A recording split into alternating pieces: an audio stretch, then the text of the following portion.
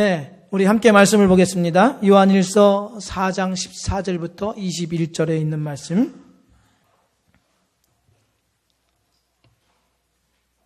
저와 한 절씩 교독하겠습니다. 아버지가 아들을 세상의 구주로 보내신 것을 우리가 보았고 또 증언하노니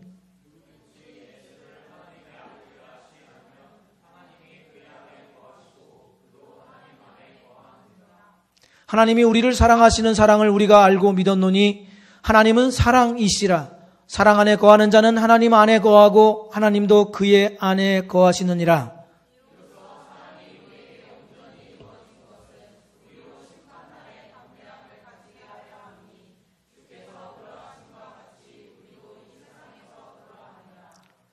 사랑 안에 두려움이 없고 온전한 사랑이 두려움을 내쫓나니 두려움에는 형벌이 있음이라. 두려워하는 자는 사랑 안에서 온전히 이루지 못하였느니라. 누구든지 하나님을 사랑하노라 하고 그 형제를 미워하면 이는 거짓말하는 자니 보는 바 그 형제를 사랑하지 아니하는 자는 보지 못하는 바 하나님을 사랑할 수 없느니라.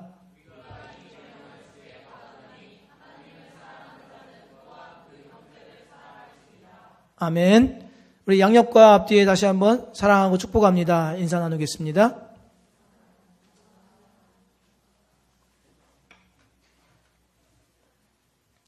네, 또 우리 오랜만에 우리 이호상 형제 가정 함께 나와서 예배드리게 됐습니다. 감사합니다. 마시멜로의 이야기 책에서나 테드 강의를 통해서 한 번쯤은 듣고 보았을 것입니다. 1960년대 스탠포드 대학에서는 4살 된 어린 아이들을 대상으로 실험을 하지요. 각 방에다 아이들을 넣어놓고 마시멜로우라고 하는 맛있는 과자를 주고서는 끝까지 먹지 않고 기다린다면 15분 후에 하나를 더 얻을 수 있다고 말해줍니다. 어떤 아이들은 그것을 받자마자 입에다 넣습니다. 또 어떤 아이들은 조금 지나다가 금방 먹어버리죠. 그러나 다른 아이들은 15분 후에 하나의 마시멜로우를 더 얻기 위해서 노래를 부르거나 방 이리저리를 막 돌아다니고 심지어 마시멜로우를 보지 않기 위해서 눈을 감고 그것을 외면하기까지 합니다. 그래서 하나를 더 받았다 이거죠. 그러나 연구는 여기에서 끝나지 않고 이 아이들의 성장 과정을 추적 연구하는 데까지 이르게 됩니다. 과연 그 아이들이 이후에 어떻게 변했을까라는 것이지요. 금방 먹어치운 아이들은 금방 먹어치운 것처럼 참지 못하고 분노를 폭발하거나 그리고 어떤 시험이나 과정에 있어서 쉽게 낙오되더라 하는 것이죠. 결과적으로 우리가 말하는 바대로 삐리리한 삶을 살더라 하는 것입니다. 반면에 이 마시멜로를 하나 더 얻기 위해서 기다리고 참았던 아이들은 성공적인 삶을 살고 있다 하는 것을 이야기에서 밝혀냅니다. 일종의 만족 지연 효과라고 할 수 있죠. 지금 당장에 얻는 유익보다 나중에 얻는 큰 유익과 보상을 위해서 지금의 어려움을 참아낸다 하는 것을 말합니다. 이것은 성경이 우리에게 말하는 바와 일면 같은 부분이기도 합니다. 바울은 이렇게 이야기했지요. 생각하건대 현재의 고난은 장차 우리에게 나타날 영광과 비교할 수 없도다. 신자는 세상에서의 칭찬과 보상과 인정보다도 더 큰 하늘의 상급과 칭찬이 있다는 것을 알아야 하죠. 그리고 그 날에 이르러서 하나님께서 우리를 평가하시고 그에 대한 상급 주실 것이 우리에게 더 큰 날로 중요하게 여겨야 합니다. 그것이 성경이 말씀하는 바이죠. 오늘 본문에서 사도 요한이 바로 그 부분에 대해서 말씀을 합니다. 사도 요한은 바로 그날 곧 심판의 날이 이를 것이라고 분명히 말씀합니다. 17절 말씀에 이렇게 기록되어 있죠. 이로써 사랑이 우리에게 온전히 이루어진 것은 우리로 심판날에 담대함을 가지게 하려 함이니 주께서 그러하심과 같이 우리도 이 세상에서 그러하니라. 여기에서 날이라고 명확하게 쓴 이 단어는 최종적이고 분명하고 가시적인 날로 정해져 있음을 강조하기 위해서 이 단어를 쓰고 있습니다. 이 날은 모든 사람들이 맞이해야 하고 피할 수 있는 사람이 아무도 없다라는 것을 이야기합니다. 그날에 이르러서 모든 사람은 자신이 이 땅 위에서 행한 일들에 관하여서 다 하나님께 말씀드려야만 합니다. 로마서 14장에서 사도 바울은 이렇게 이야기했지요. 기록되었을 때 주께서 이르시되 내가 살았노니 모든 무릎이 내게 꿇을 것이요 모든 혀가 하나님께 자백하리라 하셨느니라. 이러므로 우리 각 사람이 자기 일을 하나님께 직고하리라. 직고하리라. 그날에 자신이 한 일을 하나님께 직고한다. 이렇게 이야기합니다. 직고한다는 것이 무엇입니까? 은행 통장에 우리가 저금을 적립해 놓은 것 같이 이 세상에서 우리가 모든 행한 일들이 적립되어 그날에 스스로 하나님께 자신이 한 일에 대해서 말씀드려야만 한다라는 뜻입니다. 그뿐 아니라 그러한 일들을 통하여서 하나님께서는 영생과 영발의 사람을 분리한다고 말씀하고 있습니다. 마태복음 25장 31절 이하에 이렇게 기록되어 있죠. 인자가 자기 영광으로 모든 천사와 함께 올 때에 자기 영광의 보좌에 앉으리니 모든 민족을 그 앞에 모으고 각각 구분하기를 목자가 양과 염소를 구분하는 것 같이 하여 양은 오른편에 염소는 왼편에 두리라. 양은 영생에 염소는 영벌에 처해진다 하는 것을 말씀합니다. 만일 우리가 그 날을 안다고 한다면 우리의 행동을 조절할 것입니다. 열심히 놀다가 심판의 날에 이르게 될 때 그때 반짝 회심해서 그리고 나서 영생을 얻는 이러한 방법을 취할 수도 있을 것입니다. 하지만 주님께서는 하나님 아버지 외에는 그 날과 시를 알지 못하니 그 날이 갑작스럽고 갑자기 사람들이 알지 못하고 생각하지 못한 때 크고 두려운 날로 임한다고 말씀합니다. 그럼에도 불구하고 사람들은 그 날을 두려워하지 않습니다. 왜냐하면 의도적으로 의식에서 지워버립니다. 생각하려 하지 않습니다. 그런 일은 생각하고 싶지 않아 이렇게 이야기합니다. 뭔가 깊이 생각하고 인생의 의미를 깊이 되짚어 보려고 하는 일들을 진지충이나 하는 것이다 생각해서 그것을 멀리합니다. 심각하게 만드는 것을 불편하다고 여겨서 그들은 의도적으로 피하지요.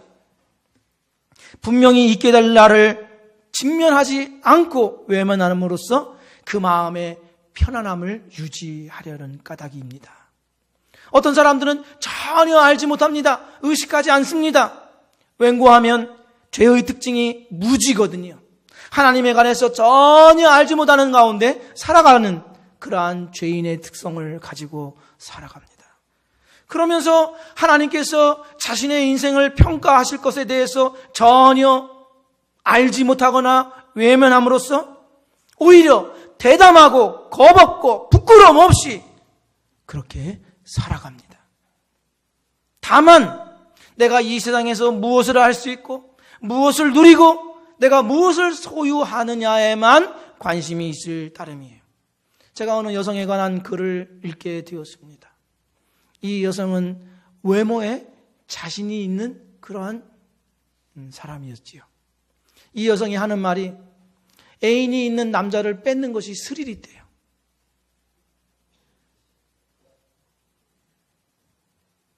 스릴이 있대요. 그러면서 자기 남자를 보호하지 못하고 뺏기는 자가 바보이고 자기 친구의 애인만 안 뺏으면 된다. 이렇게 얘기해요. 또 한 여성은 인류대학에 다니는 여성인데 자기는 성인 술집에 나아가서 일한다. 막 나가는 생활은 하진 않지만 자기가 정상적으로 열심히 일해서 돈을 벌기 때문에 조금도 부끄러움 없다, 이렇게 얘기를 합니다. 우리가 알고 있는 BJ 알죠? BJ? Do you know BJ? BJ? BJ들은 유명세와 돈을 위해서라고 한다면 성인물에 가까운 그러한 일탈된 행동을 아무런 거리낌 없이 합니다. 가치전도이죠. 사람은 이 땅에 보냄을 받아서 인생을 살다가 보내신 이로부터 평가를 받게 되어 있습니다. 자기 스스로가 평가하고 자기 스스로가 상벌을 정하는 것이 아닙니다.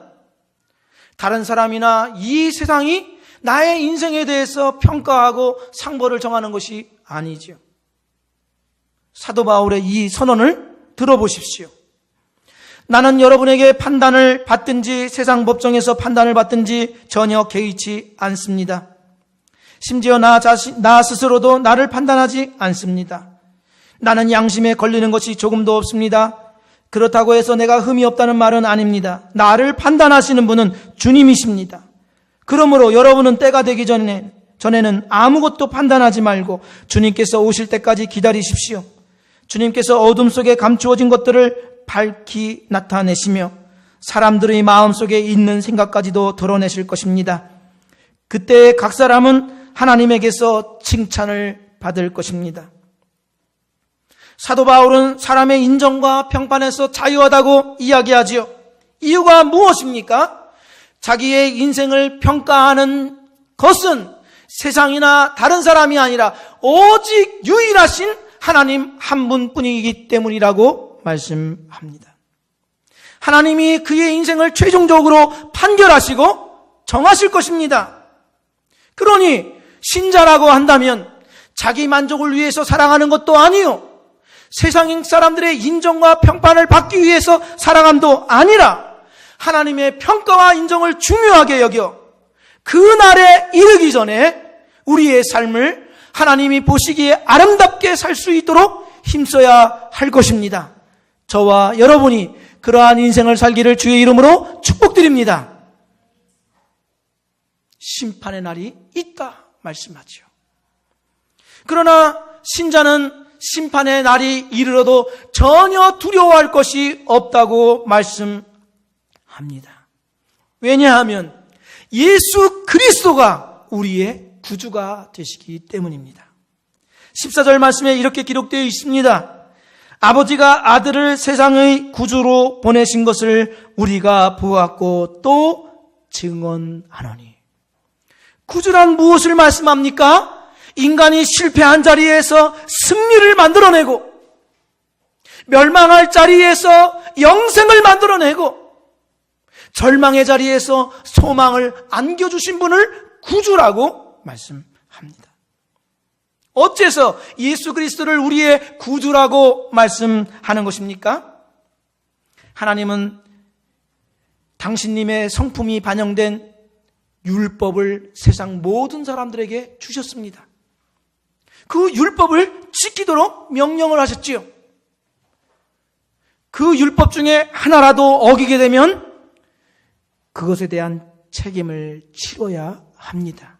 그 대가는 사망입니다. 그러나 아담 이후로 모든 인류는 철저하게 하나님의 율법에 실패하고 맙니다. 하지만 하나님께서는 예수 그리스도를 이 땅에 보내주시지요. 성육신하신 예수님께서는 하나님의 법에 온전히 순종하시되 십자가에 죽기까지 순종하심으로 하나님의 법을 성취하십니다. 그 성취하신 의로움을 우리들의 의로움으로 전가시켜 주십니다. 그래서 전가된 의다 이렇게 말씀하지요. 사도 바울이 이것에 대해서 로마서 8장 3절 4절 말씀에서 이렇게 말씀합니다.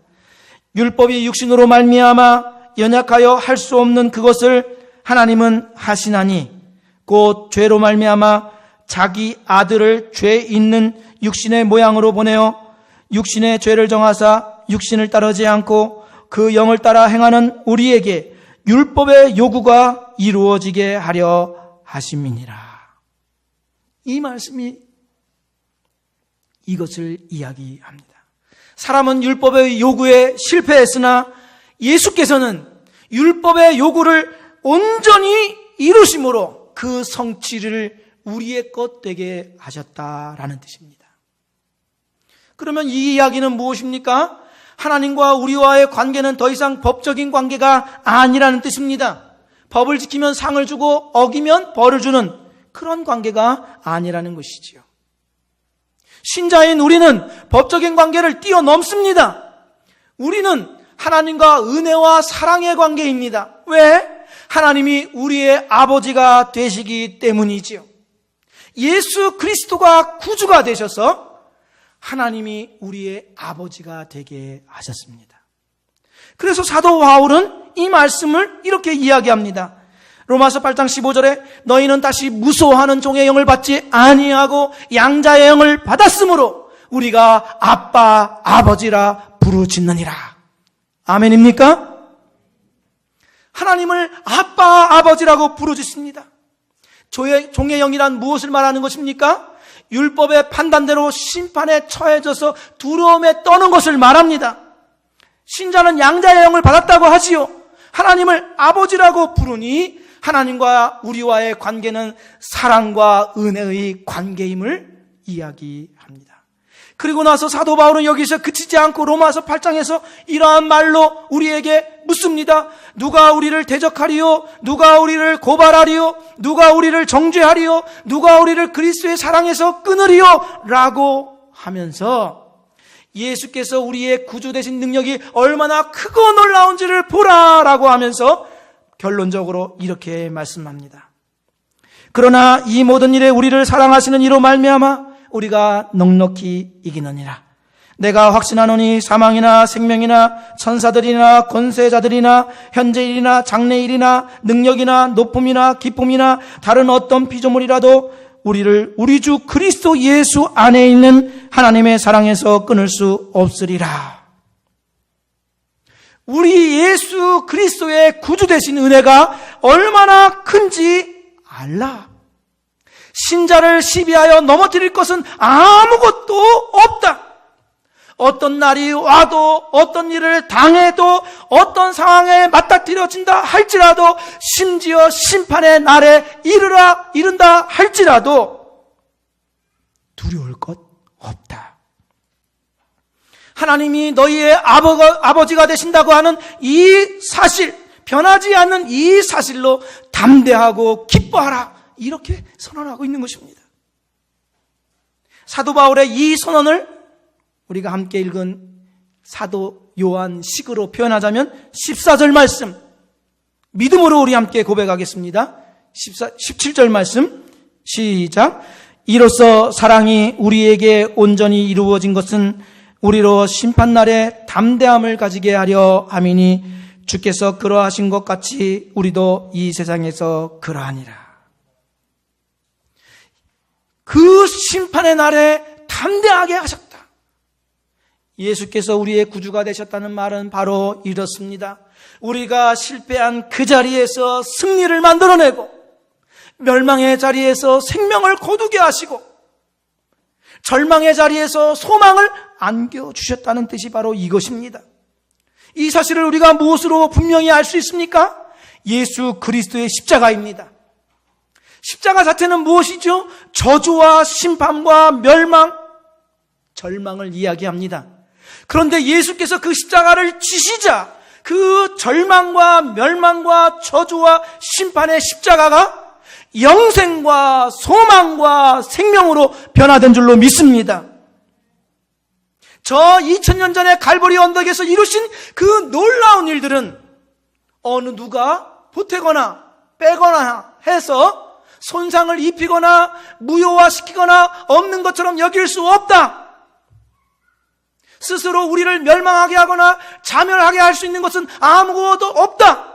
구주께서 이루신 일들은 이만큼 놀라운 일이다. 이렇게 말씀합니다. 그럼에도 불구하고 신자인 우리들이 작은 일들, 하찮은 일들로 시달리는 까닭은 예수 그리스도께서 우리의 구주 되신 이 놀라운 사실을 잊어버리기 때문입니다. 우리의 선조들은 주님의 사랑에 대해서 하늘을 두루마리 삼고 바다를 먹물 삼아 한없는 하나님의 사랑 다 기록할 수 없네, 그렇게 이야기했어요. 그런데 우리는 하나님의 사랑을 수치화하고 통계화합니다. 얼마나 많은 것이 내게 주어졌는지 숫자로 보여지고 비교해 보아서 얼마만큼 다른 사람과 더 많이 갖고 있는지로 따지고자 합니다. 다른 사람들은 어디에 다녀왔고, 명절 연휴 때 다른 사람들은 어디에 다녀왔고, 무엇을 먹었고, 무엇을 보았고, 어떻게 시간을 썼는지 그것을 자기 삶과 비교해 보니 절망하죠. 다른 사람이 할 수 있는 것으로 자신의 현재 위치를 점검하려고 할 때마다 우울하죠. 어리석은 짓입니다. 마치 탕자의 형이 그 아버지와 함께 있으므로 그 아버지의 인자하심과 든든함과 부요함과 자유케 하심을 잃어버리고 자신이 마치 아무것도 못하는 자처럼 생각했던 그 형과 같이 하나님의 심판 날까지도 이기는 이 담대한 사랑을 받았음에도 불구하고 우주적인 최종의 날, 역사적인 종말, 그날까지도 이길 수 있는 힘을 우리에게 주셨음에도 불구하고 그것보다 훨씬 못한 사건과 일들과 상황 앞에서 우리는 좌절합니다. 사랑하는 형제 자매 여러분, 하나님의 그 심판의 날보다도 더 못한 하찮은 일들로, 사건들로, 사람들로 무릎 꿇어 두려워하는 것을 허락하지 마십시다. 심판의 날 하나님 앞에 서서 하나님 저 여기 왔어요 라고 담대할 수 있다고 한다면 구주 예수 그리스도의 능력을 힘입어서 그 무엇에라도 굴복하지 않고 담대하게 일어나 전진하는 삶이 되시기를 축복드립니다. 사도 요한은 신자는 하나님의 심판날까지 이길 수 있는 하나님의 사랑을 받은 자다, 이렇게 말씀합니다. 하지만 그 사랑을 받았다는 것에 멈추어 있지 않기를 바랬습니다. 16절 17절 말씀에서 이렇게 말씀하지요. 하나님이 우리를 사랑하시는 사랑을 우리가 알고 믿었노니 하나님은 사랑이시라. 사랑 안에 거하는 자는 하나님 안에 거하고 하나님도 그의 안에 거하시느니라. 이로써 사랑이 우리에게 온전히 이루어지는 것은 우리로 심판날에 담대함을 가지게 하려 함이니 주께서 그러하심과 같이 우리도 이 세상에서 그러하니라. 여기 하나님의 사랑이 우리에게 온전히 이루어진다라는 것은 우리가 죄에서 구원받아 하나님을 닮음으로써 신자가 형제 사랑하는 거에 이를 때에 하나님의 궁극적인 목적이 이루어진다, 그런 뜻입니다. 요한은 앞서 이 세상이 가인과 같다, 그렇게 이야기했습니다. 자기보다 의로운 동생 아벨을 죽인 가인과 같다. 세상이 그렇다는 것이죠. 세상이 직접적으로 사람 생명을 해치는 일은 하지 않더라도 세상이 돌아가는 원리가 마치 사람을 해치는 것과 같다라고 사도 요한이 말을 했습니다.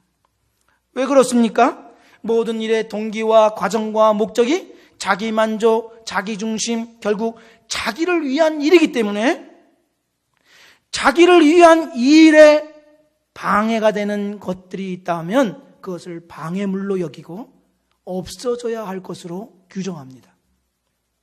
그래서 자기의 유익을 지키기 위해서 다른 사람의 명예나 인격을 손상시키고 물리적인 손해를 입히게 되고 전쟁까지 일으키게 됩니다. 이것이 우리가 매일 매순간 듣는 소식이 아닙니까? 이 소식을 매일 듣죠. 세상의 원리가 가인과 같기 때문입니다. 이런 세상에서는 하나님의 사랑을 찾아볼 수가 없습니다. 사랑은 하나님께 속한 것이기 때문이죠. 요한은 이러한 세상에서 신자가 하나님의 사랑을 받았다고 한다면 그것으로 만족하지 말고 하나님의 사랑을 나타낼 수 있는 자가 되어야 한다라고 우리에게 일러줍니다. 하나님의 사랑을 나타내 줄 수 있는 자는 신자밖에 없기 때문이죠. 그래서 17절 하반절에 이렇게 기록되어 있습니다.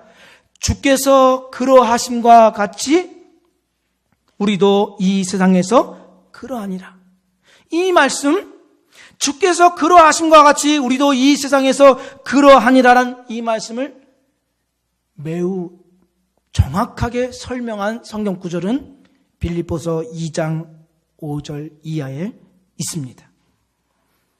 빌립보서 2장 5절부터 8절 말씀, 너희 안에 이 마음을 품으라. 곧 그리스도 예수의 마음이니 그는 근본 하나님의 본체시나 하나님과 동등됨을 취할 것으로 여기지 아니하시고 오히려 자기를 비워 종의 형체를 가지사 사람들과 같이 되셨고 사람의 모양으로 나타나사 자기를 낮추시고 죽기까지 복종하셨으니 곧 십자가에 죽으심이라. 하나님의 사랑을 입은 자는 예수님과 같은 태도를 지녀야 한다라고 이 말씀에서 이야기하고 있죠. 그러면 예수님의 어떤 태도를 말하는 것입니까? 예수님은 자기 영광에 주목하는 것이 아니라 죄인의 형편을 살피시고 그들이 죄에서 건진받아 하나님의 아들이 되는 영광에 주목하셨습니다.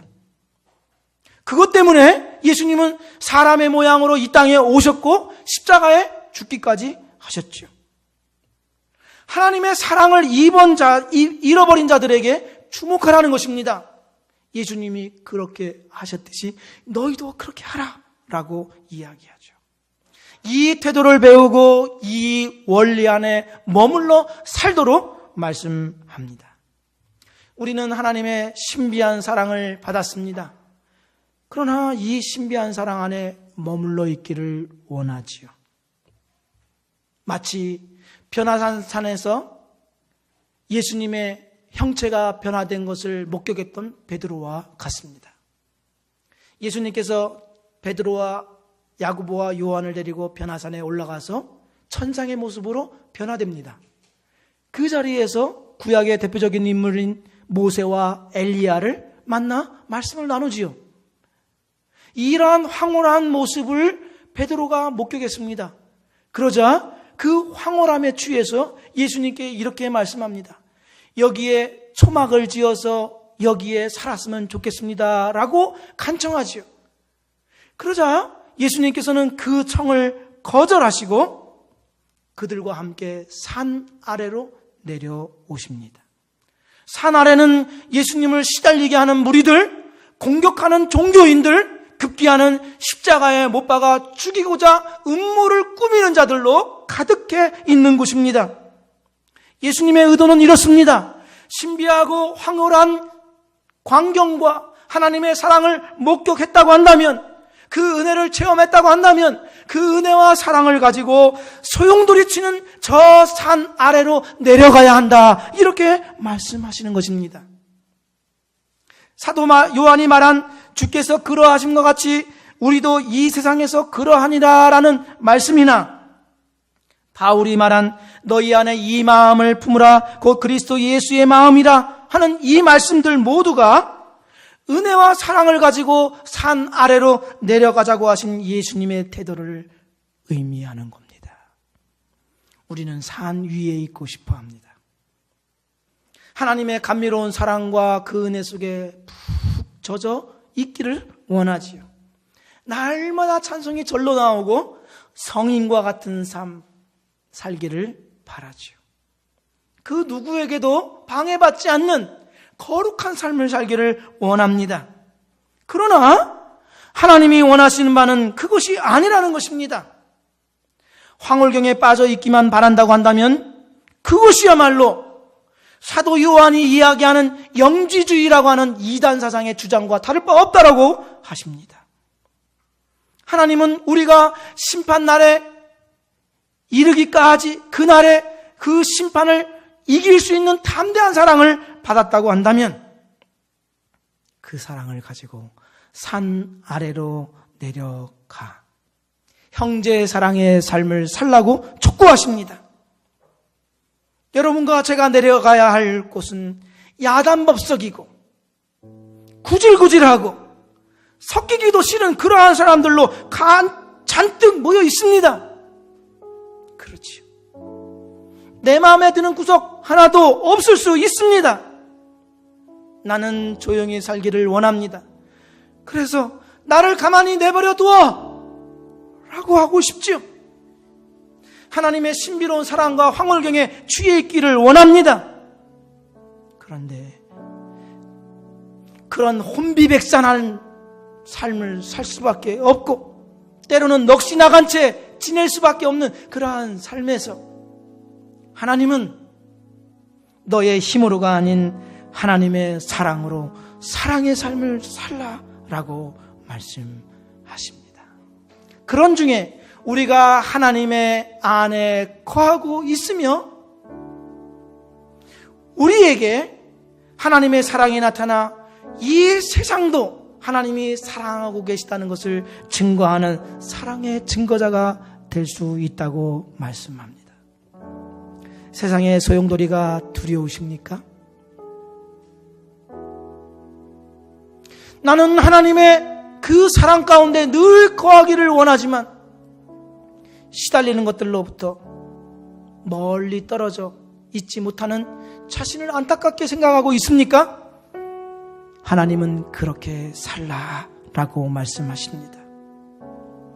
세상의 소용돌이를 두려워하여서 종교적인 황홀경 뒤편으로 숨어 들어가는 것이 아니라 세상의 소용돌이를 뒤덮고도 남을 만한 하나님의 사랑을 힘입어 세상을 향해 담대히 나아가 주의 사랑을 실천하는 사랑의 사도들이 다 되기를 주의 이름으로 축복드립니다.